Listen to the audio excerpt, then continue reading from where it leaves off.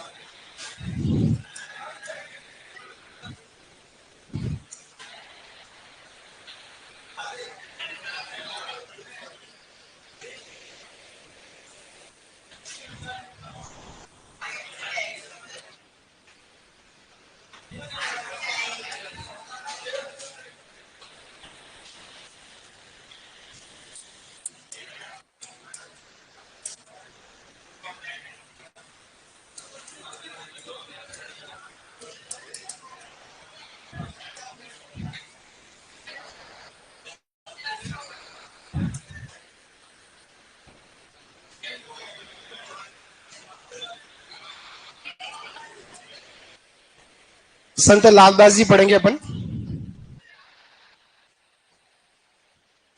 संत लालदास जी, heading डालिएगा।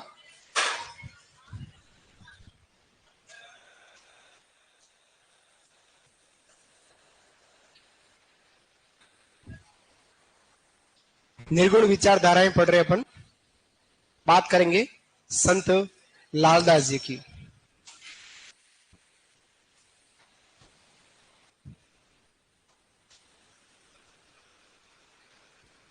चालू करें, एकदम तैयार, आप रेडी है? चलिए, हम बात कर रहे थे संत लालदास जी की। निर्गुण विचारधारा में हमने संत दादूजी दयाल और उनके शिष्यों की बात करी थी कल तक की क्लास में। उसी निर्गुण विचारधारा, निर्गुण भक्ति धारा में हम जो बात करने वाले हैं वो है हमारे संत लालदास जी, मेव मुस्लिम लकड़हारा संत की हम यहाँ बात करने वाले हैं। इस संप्रदाय लालदासी जो संप्रदाय है, इसकी एक विचित्र परंपरा है जो हमारे लिए खास है, एग्जाम में पूछी जा सकती है कि लालदासी संप्रदाय में अगर कोई व्यक्ति दीक्षा लेना चाहता है तो उसका व्यक्ति का मुंह काला किया जाता है, जूते की माला गले में लटकाई जाती है और गधे पर उल्टा बिठाकर पूरे गांव में घुमाया जाता है।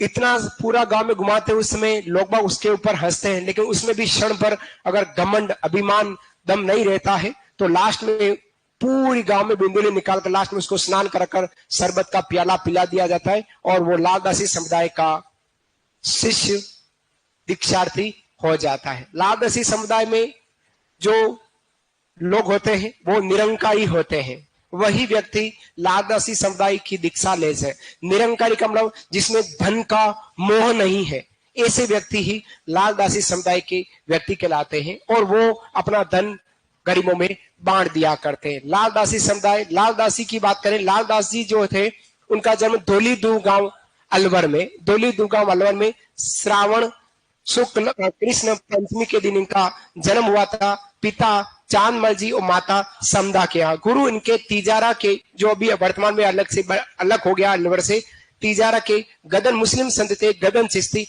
उनसे इन्होंने दीक्षा ली थी। उसके बाद ये संत बने। लालदास जी की जो प्रमुख वाणी है, उपदेश है, ग्रंथ है, वो लालदास जी चेतावनियां कहलाती है, जो मेवाती भाषा में, किस भाषा में? मेवाती भाषा में मानी गई।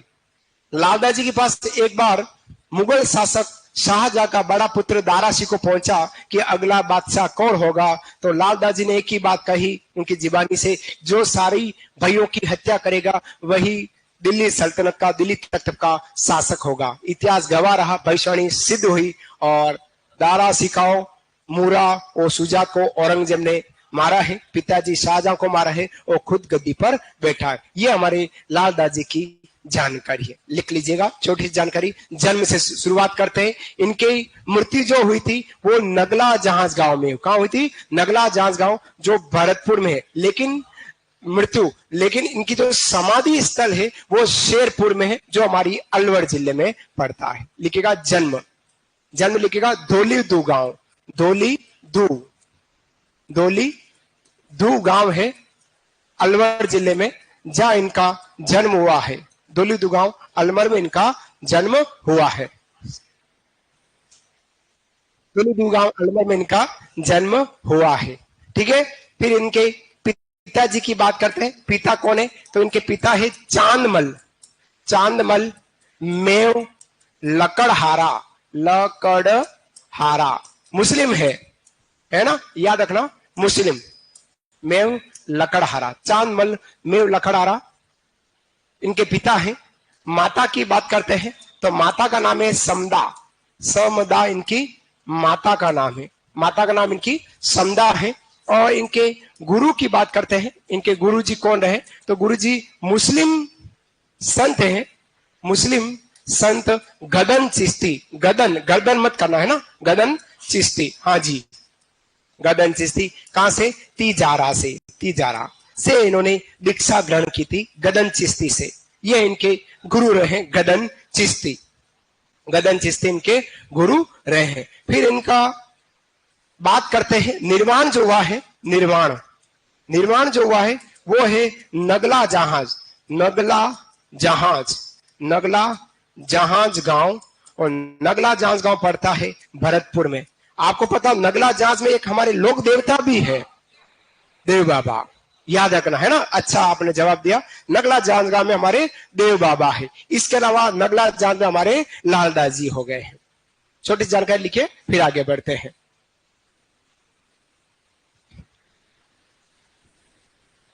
समझ में आया आपको?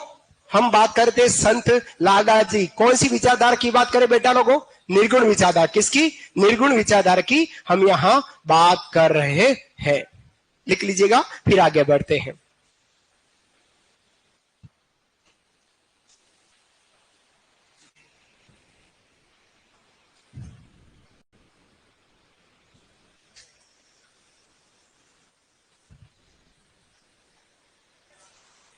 चले आगे बढ़े।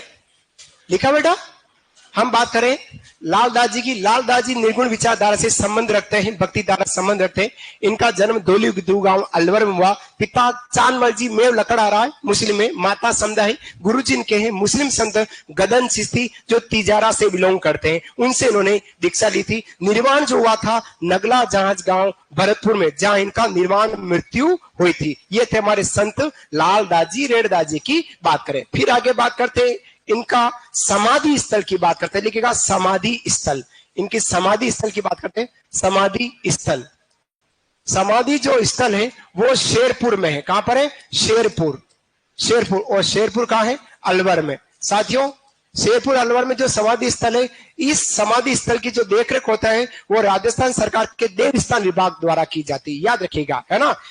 शेरपुर वाला जो स्थान है समाधि स्थल, इस समाधि स्थल की देखरेख कौन करता है? तो देवस्थान विभाग, राजस्थान सरकार का देवस्थान विभाग, देवस्थान विभाग। देवस्थान विभाग क्या काम करता है? राजस्थान के जितने भी प्राचीन मंदिर हैं उनकी देखरेख। जिसका कोई धनी थोड़ी नहीं है उसका धनी थोड़ी देवस्थान विभाग है। देवस्थान विभाग द्वारा पुजारियों की भी भर्तियां निकलती है। देवस्थान विभाग द्वारा बुढ़े 60 साल से ऊपर बुढ़े लोगों को निःशुल्क तीर्थ यात्राएं और हज की यात्राएं कराता है, वही देवस्थान विभाग है जो इस स्थल की देखरेख करता है। लिखिएगा नोट, नोट। राजस्थान सरकार के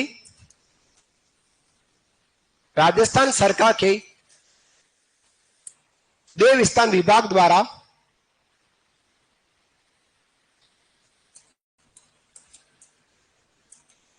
राजस्थान सरकार के देवस्थान विभाग द्वारा इस स्थल की देखरेख होती है। इस स्थल की देखरेख होती है, इस स्थल की देखरेख होती है।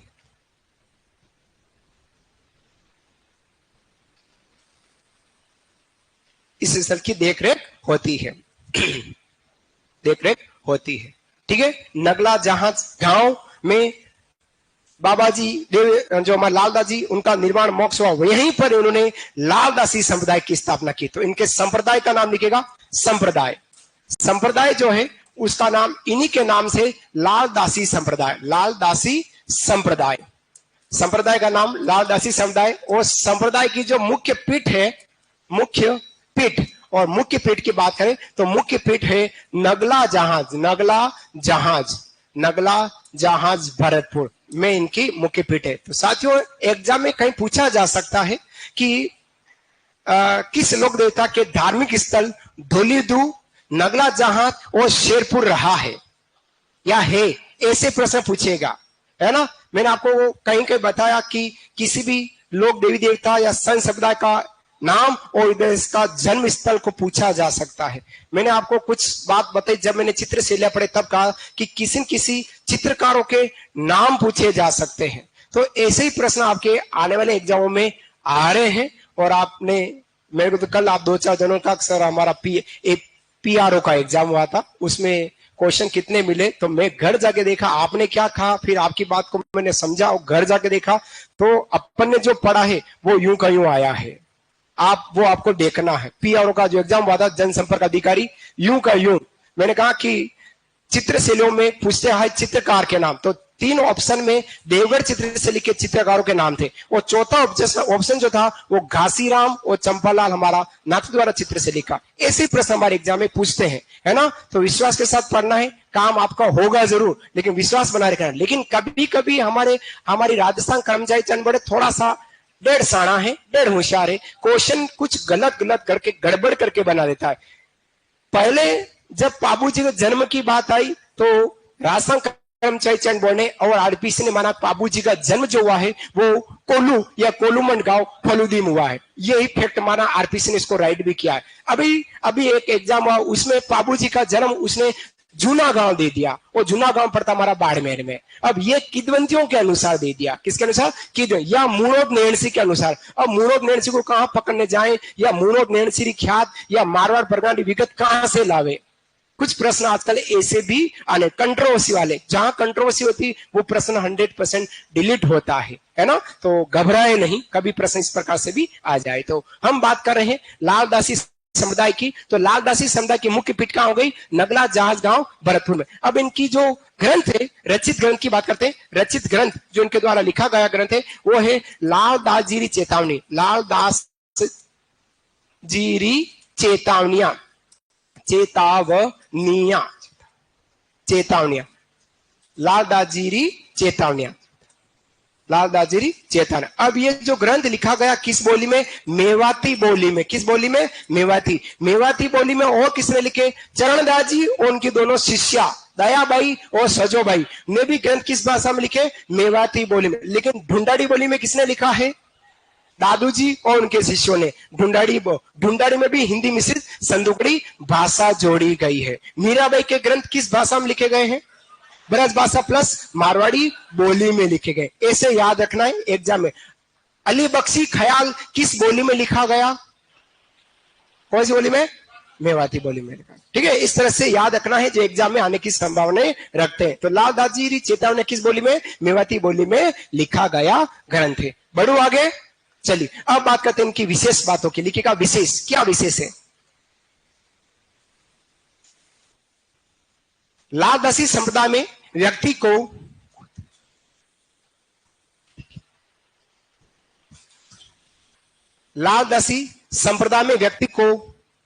खुद कमा के खाना पड़ता है, भिक्षा नहीं मांगते हैं।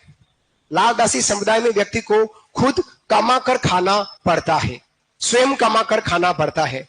लालदासी संप्रदाय में व्यक्ति को स्वयं कमा कर खाना पड़ता है, भिख नहीं मांग सकते, स्वयं कमा के खाना है ना, खुद कमा कर खाना पड़ता है। फिर सेकंड पॉइंट लिखिएगा, इस संप्रदाय में वही व्यक्ति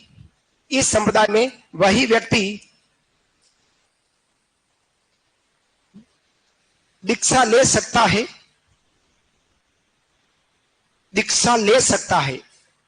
इस संप्रदाय में वही व्यक्ति दीक्षा ले सकता है जो निरंकारी कहलाए, जो निरंकारी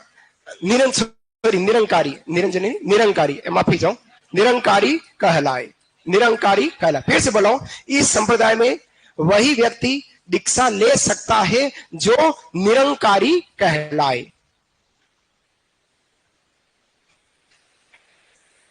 ले सकता है, ले सकने वाला तो वैसे गुरु है पहले से। इस संप्रदाय में वही व्यक्ति दीक्षा ले सकता है, दे नहीं सकता, ले सकता है जो निरंकारी कहलाए। अर्थात अर्थात धन का मोह नहीं हो, धन का मोह नहीं हो, अर्थात धन का मोह नहीं हो। जिस व्यक्ति में धन का मोह नहीं होगा वही निरंकारी होगा और वही लालदास जी का शिष्य होगा। सीधी सी गणित है, ऐसा कहा गया है। ठीक है, समझ आया? नेक्स्ट अगला पॉइंट लिखेगा।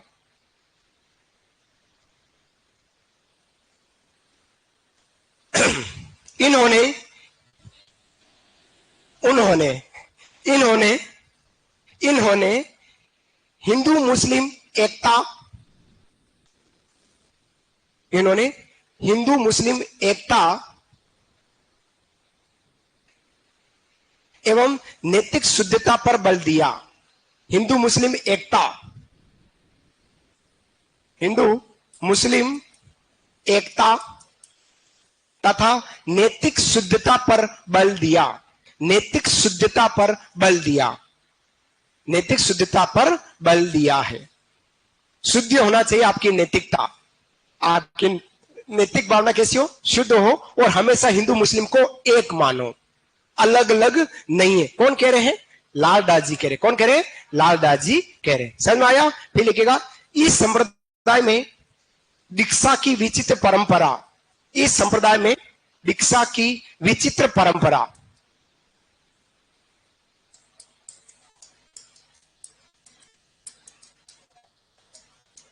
इस संप्रदाय में दीक्षा की विचित्र परंपरा जिसमें,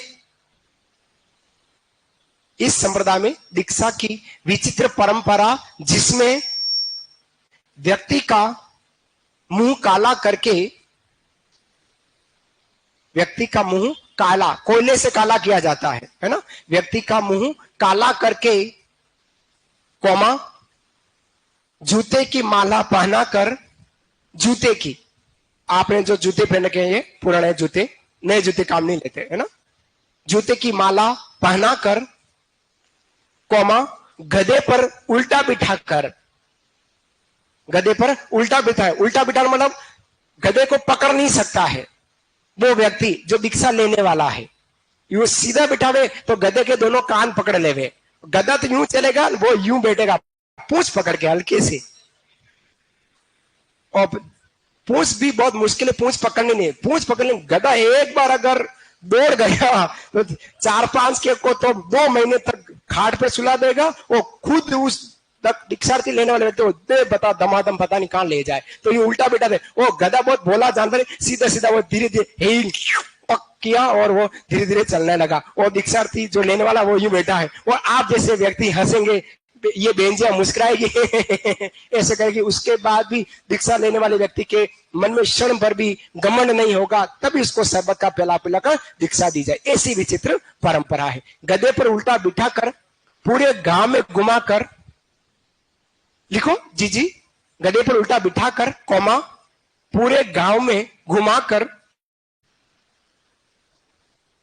पूरे गांव में घुमाकर, कोमा शरबत पिलाकर दीक्षा दी जाती है। शरबत पिलाकर, शरबत पिलाते हैं है ना? आई लव यू रसना, शरबत पिलाकर दीक्षा दी जाए। रसना जानते हैं आप लोग? रसना नहीं जानते? पहले तो बहुत चलती थी, ठंडा चलता था, एड आता था अपन टीवी पे, आई लव यू रसना, छेड़ा करती थी। ठंडा से एक पाउडर, 2 चम्मच पाउडर डाले और पानी डाला और 2 बर्फ के टुकड़े डाल दिए और कांच के गिलास में यूं पियो, I love you Rasna, Rasna. TV में आता था एड, तो वो शरबत का प्याला है ना, शरबत का प्याला पिलाकर दीक्षा दी जाती है। हाँ क्या? शरबत पिलाकर दीक्षा दी जाती है। शरबत पिलाकर दीक्षा दी जाती। हमारे क्या है वो जो यूनिवर्सल जो शब्द है, ये 143 वाला जो शब्द है, उसमें हमारा दिमाग भाई इधर इधर ही है और वो इधर ही है जहां तीर घुसता है, बस उससे आगे हमारा दिमाग है ही नहीं। हम सोचते हैं आई लव यू हमारे मम्मी पापा को भी कह देते हैं है ना, बच्चे को भी कहते हैं, किसी को भी कह सकते हैं, लेकिन फिर भी हमारे दिमाग में तो यही है, इसलिए थोड़ी बड़ी हंसी आ जाती। खैर चलिए आगे बढ़ते हैं। तो दीक्षा की विचित्र परंपरा इस लालदासी संप्रदाय में, समझ में आया? नेक्स्ट अगला पॉइंट लिखेगा, अंतिम पॉइंट। शाहजहां का बड़ा पुत्र, शाहजहां का बड़ा पुत्र, शाहजहां का बड़ा पुत्र दारा शिकोह, शाहजहां का बड़ा पुत्र दारा शिकोह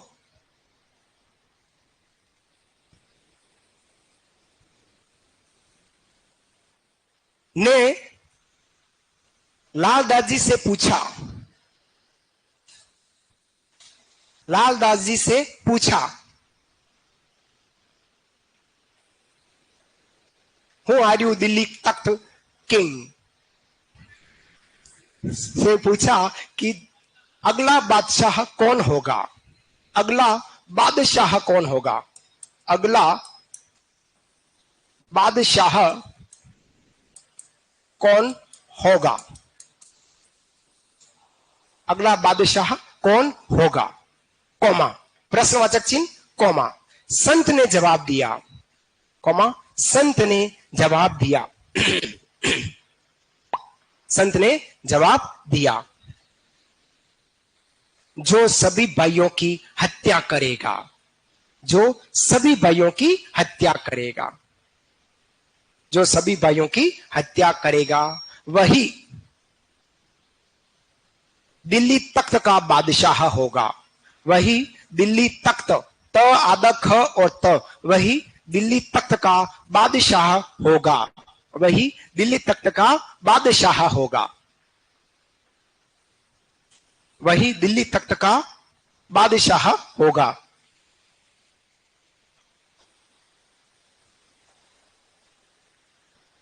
दिल्ली तख्त का बादशाह होगा। इतिहास गवाह है, भविष्यवाणी सिद्ध हुई और औरंगजेब ने दारा शिकोह, मुरा और सुदा हो मुराद को मारा है, दारा शिकोह को मारा है, औरंगजेब खुद राजा बना है। ये वास्तविकता है और सिद्ध हुई थी। ऐसी लालदास जी की वाणी निकला करती थी। ये थे हमारे निर्गुण विचारधारा के संत लालदास जी। अगले हम संत की बात करते हैं जो किसी जमाने में, अपने जमाने में राजा हुआ करते थे, लेकिन अपनी पत्नी की प्रेरणा से वो संत हो गए। संत पीपाजी महाराज की बात करते हैं। हेडिंग डालेगा, निर्गुण विचारधारा संत पीपाजी, संत पीपाजी, संत पीपाजी की बात करते हैं, संत पीपाजी की बात करते हैं। ये पानी मेरे लिए आया है, सुबह से तो नहीं है।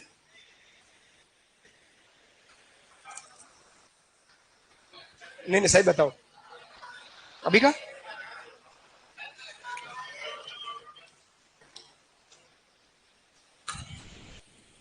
कोई बात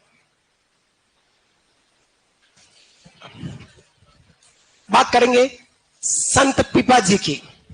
पीपाजी के जन्म के बारे में बहुत लफड़ा बहा है, बहुत लफड़ा है, समझना।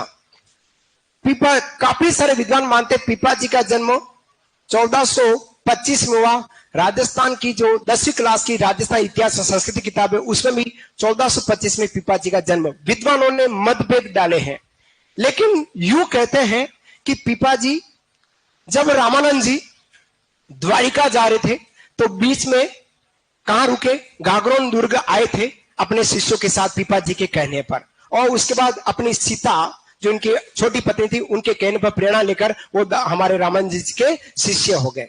और पीपाजी ने अपने भाई प्रताप सिंह खींची थे ये, और अपने भाई अचलदास खींची को राज परिवार दे दिया। ठीक है, अब अचलदास खींची का युद्ध हुआ है, गागरों का पहला साका हुआ है। कब हुआ था? 1423 ईस्वी में होशंग शाह ने आक्रमण किया है। अब आप थोड़ा सा कंट्रोवर्सी देख लीजिएगा। ये कह रहे हैं, इतिहास कह रहा है, इसलिए तिथि के चारे कम लगना है। समझ में आया आपको? सच्चाई है। किताबों में लिखा है कि पीपाजी का जन्म 1425 में हुआ है, मान भी रही है। राजस्थान की जो 10वीं क्लास की किताब है वो भी कह रही, लेखक कह रहे हैं 1425 में हुआ। और ये भी कह रहे हैं कि अचलदास खिंची को राज परिवार दिया है पीपाजी ने, भाई को दिया है, छोटे भाई को दिया कि आज से तेरा ये पूरा गागरोन दुर्ग तेरा है और तू संभाल। और 1423 ईस्वी में होशंग शाह ने आक्रमण किया और उसमें अचलदास खिंची कौन था? मोकल का दामाद और माणा कुंभा के जीजू, लाला मेवाड़ी के हस्बैंड। लफड़ा है कि नहीं? इसलिए सन के चारे लगने का प्रयास थोड़ा थोड़ा कम करना। वाह भाई, तो कभी कभी क्या किताबें हमको बहुत डापाचुक कर देती है। तो इनका हम जन्म की बात करें तो सिर्फ आपको लिखना है चैत्र पूर्णिमा। कब लिखना है? चैत्र पूर्णिमा को इनका जन्म हुआ। लिखेगा जन्म चैत्र पूर्णिमा, जन्म लिखेगा चैत्र पूर्णिमा, गागरोन के खिंची परिवार में। चैत्र पूर्णिमा कोमा गागरोन के खिंची परिवार में। खिंची खिंची राज परिवार था, उसमें इनका जन्म हुआ है। राज परिवार में इनका जन्म हुआ है। राज परिवार इनका जन्म हुआ है। अब याद रखना, चैत्र पूर्णिमा और चैत्र अमावस्या एक ही महीने की 15-15 दिन के दोनों ही दिन, चैत्र अमावस्या और चैत्र पूर्णिमा दोनों ही दिन दो मेले पीपी के लगते हैं। किसके लगते हैं? पीपी के मेले लगते हैं। चैत्र अमावस्या को किसका मेला लगता है? पाबूजी का मेला, पी पाबूजी। और चैत्र पूर्णिमा पीपाजी, पीपी। याद रखना है, कंफ्यूजन मत होना। चैत्र अमावस्या को किसका मेला है? पाबूजी का, कोलू फलोदी में लगता है। और चैत्र पूर्णिमा को पीपाजी का। ठीक है, कहां लगता है? समदड़ी गांव बालोतरा में। कहां लगता है? समदड़ी गांव बालोतरा में लगता है। क्लियर हुआ? तो ये हमारे चैत्र पूर्णिमा को गागरोन दुर्ग के खिंची चौहान राज परिवार में इनका जन्म हुआ। लिखिएगा पिताश्री। इनके पिता कौन थे? कड़वा राव। पिता कड़वा राव खिंची, कड़वा राव खिंची चौहान है।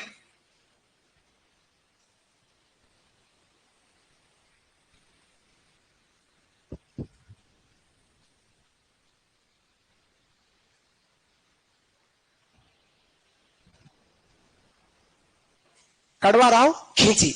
माता इनकी लक्ष्मीवती, माता इनकी लक्ष्मीवती।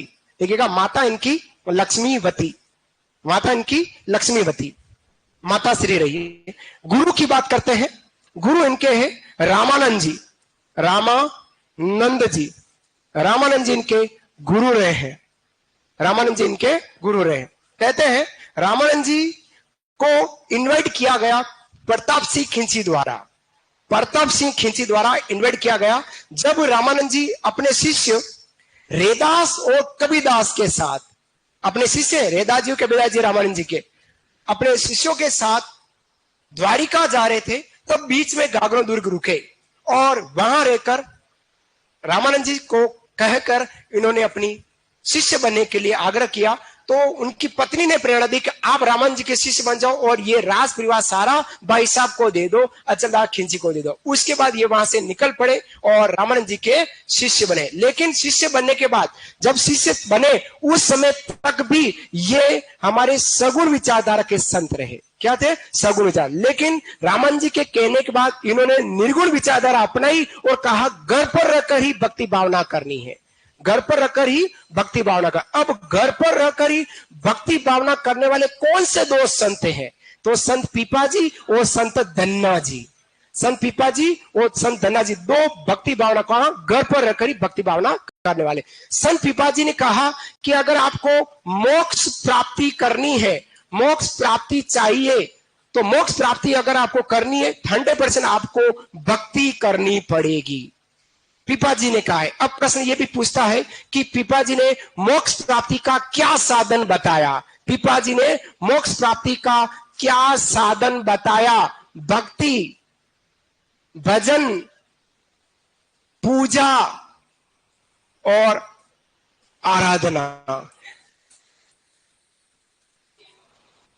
आ गया प्रश्न, क्या करें कि संत पीपाजी ने मोक्ष प्राप्ति का क्या साधन बताया है? तो भक्ति को बताया, भक्ति करनी और वो भक्ति भी हमको निर्गुण भक्ति भावना में भक्ति करनी। ऐसा कहा हमारे संत पीपाजी महाराज। लिखिएगा, लिखिएगा वास्तविक नाम। इनका वास्तविक नाम लिखो गुरु जी के बाद। वास्तविक नाम, वास्तविक नाम क्या था इनका? प्रताप सिंह खिंची। वास्तविक नाम इनका प्रताप सिंह खिंची। प्रताप सिंह खिंची इनका वास्तविक नाम रहा है। वास्तविक नाम हमारा प्रताप सिंह खिंची। अब इनके द्वारा रचित जो ग्रंथ है, जो प्रसिद्ध ग्रंथ है, लिखिएगा प्रसिद्ध ग्रंथ। प्रसिद्ध जो ग्रंथ है वो है चिंतामणि। चिंतामणि इनका रचित ग्रंथ का नाम है चिंतामणि। इनके द्वारा रचित जो ग्रंथ है चिंतामणि इनका रचित ग्रंथ के रूप में जाना जाता है, चिंतामणि। अब ये जब गागरोन दुर्ग से निकले तो पहुंच गए ये सबसे पहले टोडा। कहां पहुंचे? टोडा पहुंचे। टोडा में एक गुफा में इन्होंने भक्ति भावना रची। गुफा है तो प्रश्न पूछा जा सकता है कि पीपाजी की गुफा कहां है? तो यह हो गया हमारा टोडा। और टोडा कहां पड़ता है? टोंक में। टोडा रायसिंह या टोडा एक ही बात है, आजकल टोडा ही बोल रहे हैं, टोडा रायसिंह को नहीं बोल रहे हैं, टोडा ही। कर्मचारी चंद बने इसको टोडा कह दिया, रायसिंह को हटा दिया, है ना। टोडा में उनकी क्या थी? गुफा। फिर बात करते हैं, घूम फिर कर वापिस ये घर पहुंचे हैं। घर कहां पहुंचे? गागरोन। कहां पहुंचे? गागरोन। तो गागरोन में इनकी है छतरी। क्या है इनकी? छतरी। गागरोन दुर्ग में। कहां पर है? गागरोन दुर्ग में इनकी छतरी है। वाह भाई। और फिर इनके मंदिर की बात करें तो इनका मंदिर कहां है? तो मंदिर में इनका पड़ता है हमारा समदड़ी में। कहां है? समदड़ी। वो समदड़ी गांव कहां पर है? बालोतरा। वर्तमान में हो गया हमारा बालोतरा में। यहां पर इनका मंदिर है। तो तीन चीजें आपको याद रखनी है। क्लियर हुआ? टोडा में क्या है? गुफा है। छतरी कहां है? गागरोन दुर्ग में। वो मंदिर कहां है? समदड़ी बालोतरा में। अब इन्होंने किस स्थान पर पीपल वृक्ष के नीचे तपस्या करी? पीपीपी। पीपीपी। पीपा, पीपल और पीपार बराबर तपस्या। पीपीपी याद रखना। पीपीपी। पी पीपा, पी पीपल वृक्ष, पी पीपार कस्बा जोधपुर में क्या करी? तपस्या करी है। याद रखना है। ये मेरा दूसरा शॉर्टकट है अभी तक 2 महीने में। ठीक है? क्लियर? बाकी आता नहीं, लेंथी बातें आती, लेंथी बात बता रहा हूं। क्लियर हो गया आपको? लिखेगा इतनी सी बात, लिखेगा विशेष, लिखेगा विशेष। विशेष पब्लिक प्राइवेट पार्टनरशिप, पीपीपी ऐसे बोलते हैं ना अपन। आप बहुत दिनों बाद आई जीजी दीदी, कहां चले गए? घर के। ठीक है, कहां है घर? बिजुले बिलवाड़ा। ओ, आंदोलन में हो? हाँ, सब विद्यार्थी में। आप नहीं होगे उस दिन भी पूछ लूंगा आपके लिए, आप निश्चिंत रहे। एक दिन छुट्टी तो मारो आप। चलिए बात करते हैं, विशेष बातों की बात करते हैं। लिखेगा संत पीपा के आग्रह पर, संत पीपा के आग्रह पर, विशेष में लिखना है पॉइंट बनाकर। संत पीपा के आग्रह पर रामानंद जी गागरोन आए। रामानंद जी गागरोन आए। गागरोन आए, कोमा पीपा जी की छोटी पत्नी, पीपा जी की छोटी पत्नी यूं कहते हैं शायद 20वें नंबर की थी। किस नंबर की? 20। छोटी पत्नी सीता की प्रेरणा से, सीता की प्रेरणा से, सीता की प्रेरणा से सन्यास, हाँ हाँ, क्यों नहीं हुई शादी? नहीं नहीं, वीर रहे हैं। सीता खुद इनके साथ रही है। नहीं नहीं नहीं, मंगता नहीं शादी। क्या बोला हूं मैं? प्रेरणा से सन्यास ग्रहण किया, सन्यास ग्रहण किया, प्रेरणा से सन्यास ग्रहण किया, सन्यास ग्रहण किया।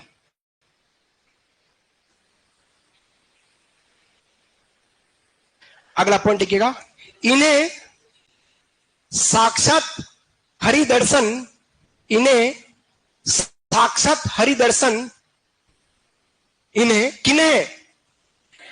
पीपा जी को। इन्हें साक्षात हरिदर्शन द्वारिकाधीश गुजरात में हुए। हरिदर्शन हुए थे इनको, हरिदर्शन द्वारिकाधीश गुजरात में हुए। भगवान मिले ही इनको, साक्षात हरिदर्शन हुआ। इन्हें साक्षात हरिदर्शन द्वारिकाधीश गुजरात में हुए। द्वारकाधीश गुजरात में दो संतों को साक्षात दर्शन मिला है। सगुण विचारधारा में मीराबाई और निर्गुण विचारधारा में संत पीपाजी, दोनों ही राजस्थान से बिलोंग करते हैं। ठीक है, हाँ कुछ कहना चाह रहे हो? हाँ हाँ, क्या करें?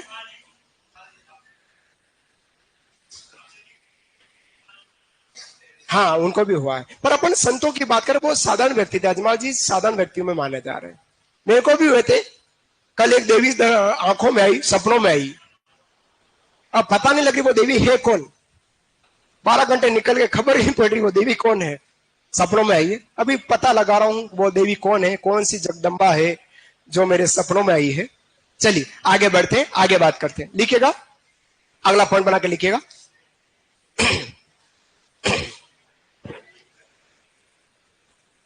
पीपाजी ने मोक्ष प्राप्ति का साधन, पीपाजी ने मोक्ष प्राप्ति का साधन, मोक्ष प्राप्ति का साधन भक्ति को बताया। मोक्ष प्राप्ति का साधन भक्ति बताया। क्या बताया? भक्ति, भक्ति बताया, भक्ति बताया। अगला पॉइंट, शिवदास गार्डन द्वारा रचित, शिवदास गार्डन, गार्डन मत कर देना, र मत लगाना। अगला पॉइंट है शिवदास गार्डन द्वारा रचित अचलदास खींची री वचनिका, अचलदास खींची री वचनिका। शिवदास गार्डन द्वारा रचित अचलदास खींची री वचनिका में लिखा है कि पीपाजी ने, लिखा है कि पीपाजी, पीपाजी मतलब प्रताप सिंह खिंची है ना, पीपाजी ने फिरोज शाह तुगलक को युद्ध में हराया। फिरोज शाह तुगलक को युद्ध में हराया। फिरोज शाह तुगलक को युद्ध में हरा। फिरोज शाह, लिखो बेटा, ओ लो,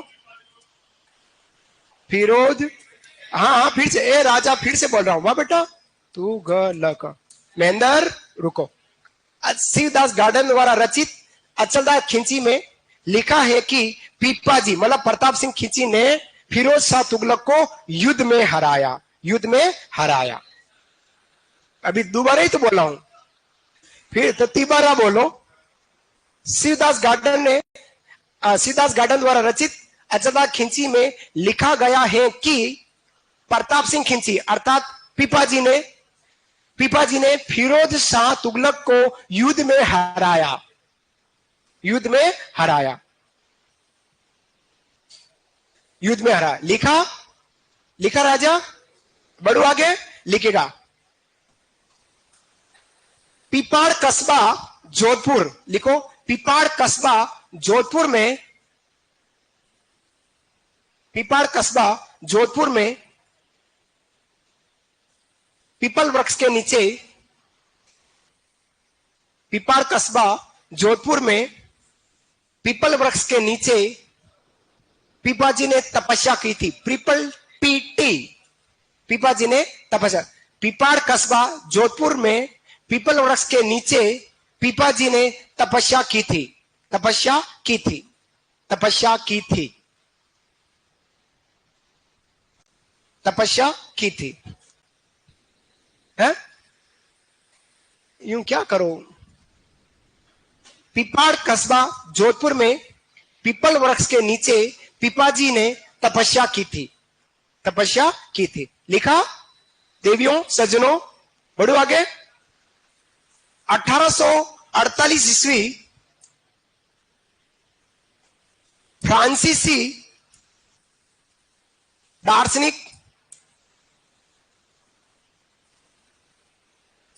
1848 ईस्वी में फ्रांसीसी दार्शनिक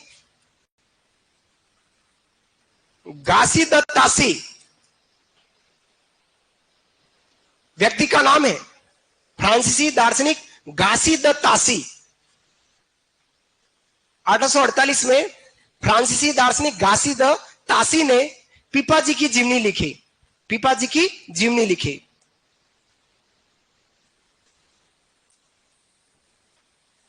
पीपा जी की जीवनी लिखी, पीपा जी की जीवनी लिखी। इन्होंने सन्यासी काल में, इन्होंने सन्यासी काल में इन्होंने सन्यासी काल में दर्जी समुदाय का व्यवसाय अपनाया। दर्जी, कपड़े सिलने का, ये आप देखो, इन्होंने सन्यासी काल में दर्जी समुदाय का व्यवसाय अपनाया। अतः दर्जी समुदाय के आराध्य देवता कहलाए, अतः दर्जी समुदाय के आराध्य देव कहलाए, आराध्य देव कहलाए। इन्होंने सन्यासी काल में दर्जी समुदाय का व्यवसाय अपनाया, अतः ये दर्जी समुदाय के आराध्य देव कहलाए।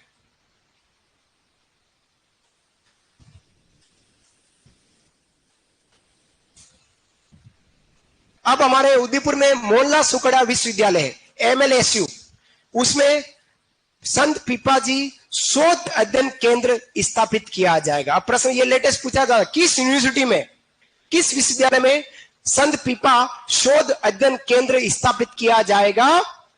MLSU में किया जाएगा। उससे पहले लिखेगा पीपा जी की गुफा, पीपा जी की गुफा, पीपा जी की गुफा टोडा टॉक।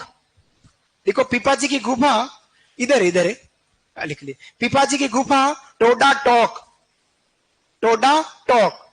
ठीक उसके नीचे लिखना है पीपा जी की छतरी गागरोन दुर्ग झालावाड़, गागरोन दुर्ग झालावाड़, गागरोन दुर्ग झालावाड़, पीपा जी की छतरी गागरोन दुर्ग झालावाड़। और पीपा जी का मंदिर समदड़ी गांव बालोतरा, पीपा जी का मंदिर समदड़ी गांव बालोतरा, मंदिर समदड़ी गांव बालोतरा, रूटीन भाषा का शब्द है मंदिर, मंदिर समदड़ी गांव बालोतरा, कोमा चैत्र पूर्णिमा को मेला, चैत्र पूर्णिमा को मेला, चैत्र पूर्णिमा को मेला, चैत्र पूर्णिमा को मेला। इसके अलावा मेला दो जगह और लगता है, एक गागरोन दुर्ग में लगता है और एक लगता है मसूरिया जोधपुर में। लिखेगा अन्य मेले, ठीक इसके नीचे लिखो अन्य मेले। चैत्र पूर्णिमा को मेला लिखा, हाँ हाँ, मंदिर गुफा जो है वो है टोडा टॉक में, ठीक है। छतरी है गागरोन दुर्ग झालावाड़ में, मंदिर है समदड़ी बालोतरा, लिखा बालोतरा, कोमा चैत्र पूर्णिमा को मेला। दुर्जन साल लिखा, महारावल दुर्जन साल लिखा, चैत्र पूर्णिमा को मेला। ठीक इसके नीचे लिखो अन्य मेले, अन्य मेले पीपा जी के डैश मसूरिया जोधपुर, अन्य मेले डैश करके लिखो मसूरिया जोधपुर, मसूरिया जोधपुर, कोमा गागरोन दुर्ग झालावाड़, मसूरिया, मसूरिया जोधपुर, कोमा गागरोन दुर्ग झालावाड़, मसूरिया जोधपुर, और एक है हमारा गागरोन दुर्ग झालावाड़। ये हमारे संत पीपा जी की जानकारी। इसके बाद एक लास्ट नोट लिखना है, लिखिएगा note, note NOT, Masuriya Jodhpur और गागरोन दुर्ग झालावाड़ अन्य मेलों में लिखा दीदिया, होशियार छड़िया दो ही, होशियार तो है, छोटी बहनें हैं। लिखा, बड़े आगे लिखिएगा नोट, नोट लिखिएगा नोट। संत पीपा शोध अध्ययन केंद्र, संत पीपा शोध अध्ययन केंद्र स्थापित होगा, संत पीपा शोध अध्ययन केंद्र, संत पीपा शोध अध्ययन केंद्र स्थापित होगा, स्थापित होगा। MLSU उदयपुर, MLSU उदयपुर, मोहनलाल सुकड़ा विश्वविद्यालय, मोहनलाल सुकड़ा विश्वविद्यालय,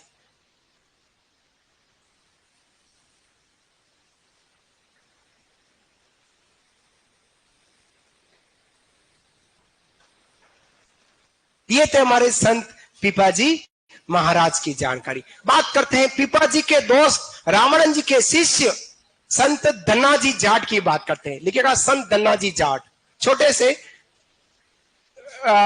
संत की जानकारी है, छोटी सी जानकारी। संत धन्नाजी जाट। रामानंद जी के अलग अलग जाति विशेष के 12 शिष्य थे, उसमें जाट थे हमारे धन्ना जी, जुलाहा थे हमारे कबीरदास जी, और राजपूतों में कहे तो हमारे पीपा जी। ठीक है, बात करेंगे इनके जन्म से। लिखिएगा जन्म हुआ है दुवन गांव टोंक में। दुवन जन्म लिखो बेटू, दुवन गांव, दुवन गांव टोंक में इनका जन्म हुआ है। हाँ बेटा, दुवन गांव टोंक में जन्म हुआ है। लिखेगा पिता, इनके पिता कौन है? रामेश्वर जी। पिता रामेश्वर जी। पापा इनके रामेश्वर जी जाट है। गुरु रामानंद जी, आर। पापा और गुरु दोनों आर।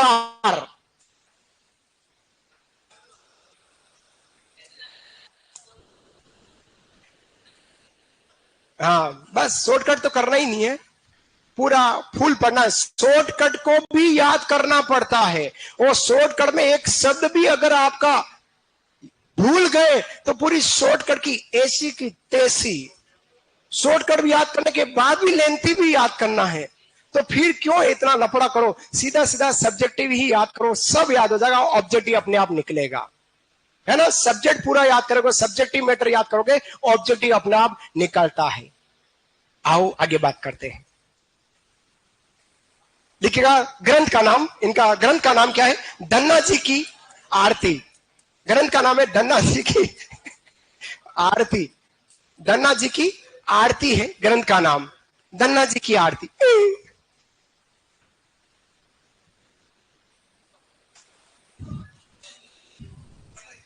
धन्ना जी की आरती ग्रंथ का नाम है।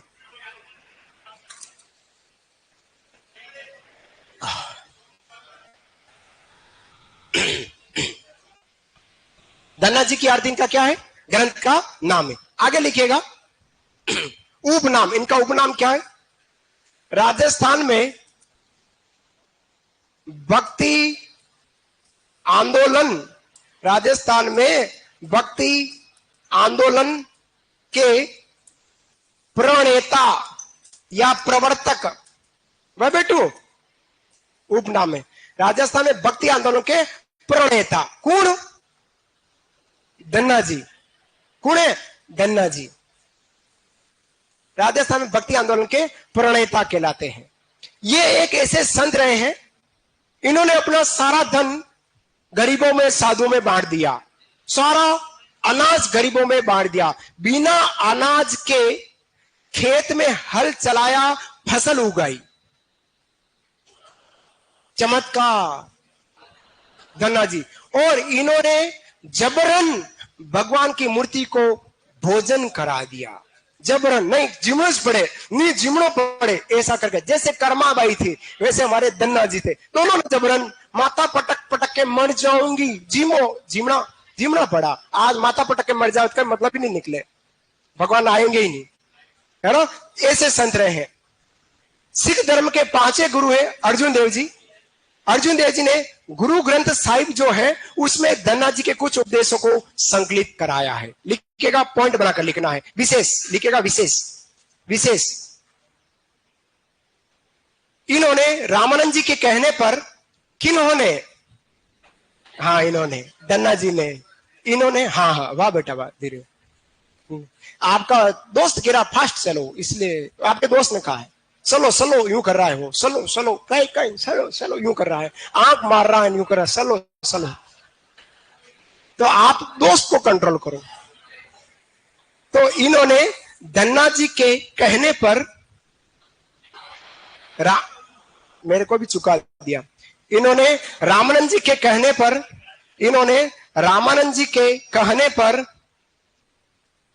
घर पर रहकर, इन्होंने रामानंद जी के कहने पर घर पर रहकर निर्गुण भक्ति धारा को अपनाया, घर पर रहकर निर्गुण भक्ति धारा को अपनाया। मतलब घर पे ही रहना है, कहीं आपको साधु नहीं बना, घर रहो और निर्गुण भक्ति धारा अपना लो और निर्गुण धारा का प्रचार करो। घर पर रहकर ही निर्गुण भक्ति धारा को अपनाने की बात किसने करी? रामानंद जी ने इनको करी थी। ठीक है, लिखिएगा। इन्होंने अपना सारा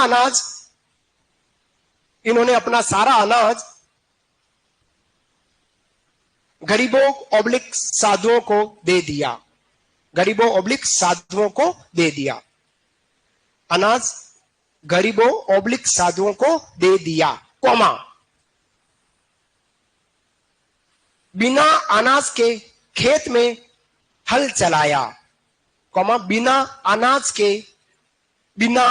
के खेत में हल चलाया, बिना अनाज के खेत में हल चलाया, कौमा फसल उगाई। ऐसी चमत्कारी भावना हुआ करती थी धन्ना जी की। हाँ बेटा, फसल अनाज बिना अनाज के हल चलाया और फसल उगाई। फिर ना संत ने, अगला पॉइंट, संत ने प्रभु को जबरन भोग लगाया। संत ने प्रभु को जबरन भोग लगाया। जबरन भोग लगाया नहीं, जिमरूस पड़े, जबरन भोग लगाया, जबरन भोग लगाया।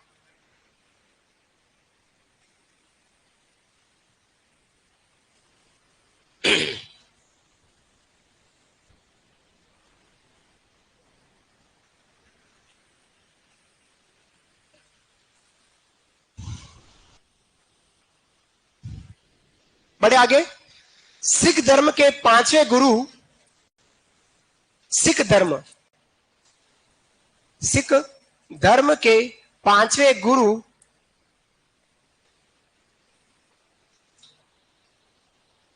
सिख धर्म के पांचवें गुरु अर्जुन देव ने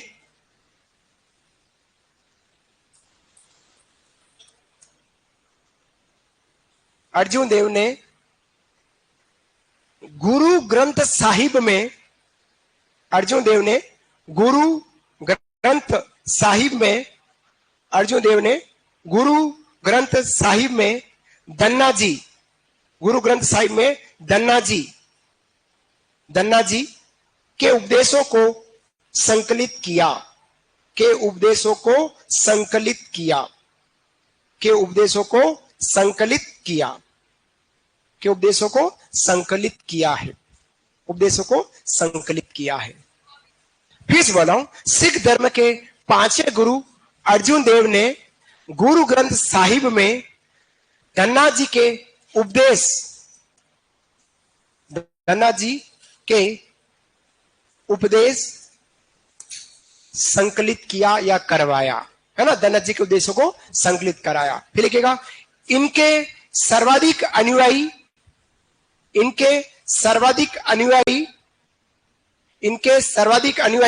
पंजाब एवं राजस्थान से है। इनके सर्वाधिक अनुयायी पंजाब एवं राजस्थान से है। इनके सर्वाधिक अनुयायी पंजाब राजस्थान से है। पंजाब राजस्थान सबसे ज्यादा है, राजस्थान तो है, लेकिन उसके अलावा राजस्थान के बाद कहते हैं पंजाब में इनके सबसे ज्यादा अनुयायी है जो खेती करते हैं। ऐसा कहते हैं, नहीं खेती करते हैं, ये लिखना नहीं है, मैं कह रहा हूं जो खेती करते हैं ना वो ही ज्यादा। यूं कहते हैं, जिस किसान का खेत बंजर है वह किसान धन्ना जी के शिष्य किसान के खेत से मिट्टी लाकर अपने खेत में बिखेर देता है तो उसका खेत भी उपजाऊ हो जाता है, ऐसा कहा जाता है, ऐसा कहते हैं। ये कहते हैं धन्ना जी के बारे में। उसके अलावा कहते हैं कि धन्ना जी को मानने वाले जो लोग हैं विवाह में गणपति जी के अलावा किसी की भी पूजा अर्चना नहीं करते हैं। दो बातें बहुत इंपॉर्टेंट है। लेकिन इससे पहले इनके अनुयायी द्वारा जो मंडली बनाई गई उसको परमहंस मंडली कहा गया। लिखेगा, इनके अनुयायियों द्वारा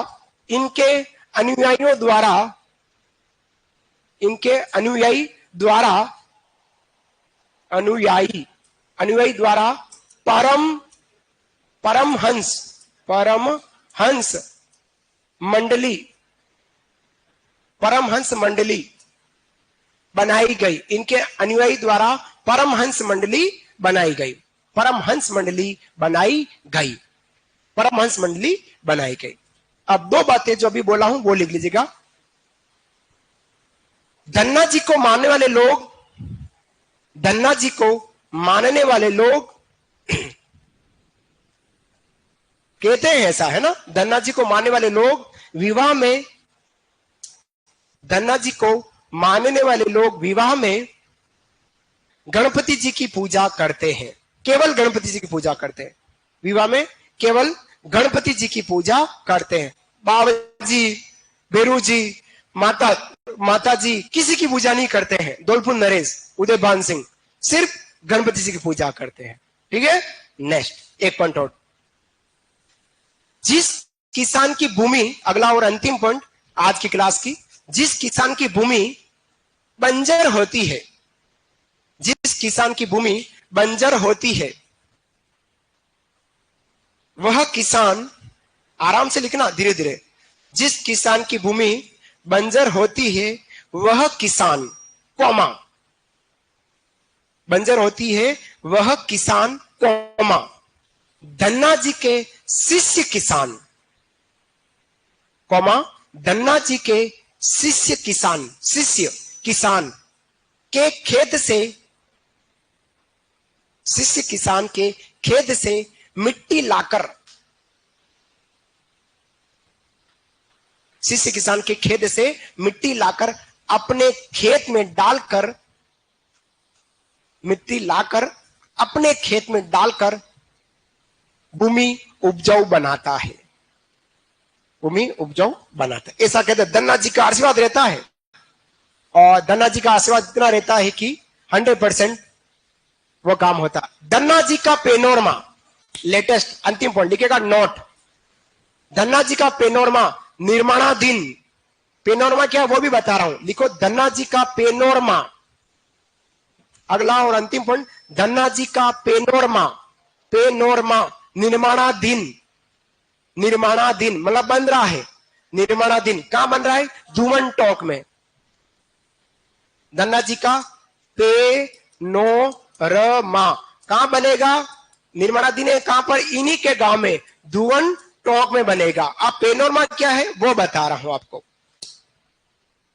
धन्ना जी का पेनोरमा कहां निर्माणाधीन है, धुवन टोक, इन्हीं के घर पर है, इन्हीं के गांव। पेनोरमा किसको कहते हैं, वह स्थल जहां पर 3D फिल्म, जहां पर ड्राइंग, जहां पर पेंटिंग, सब तरह की चीजें आपको एक ही स्थान पर उस व्यक्ति विशेष की मिले, वो हमारा पेनोरमा कहलाता है।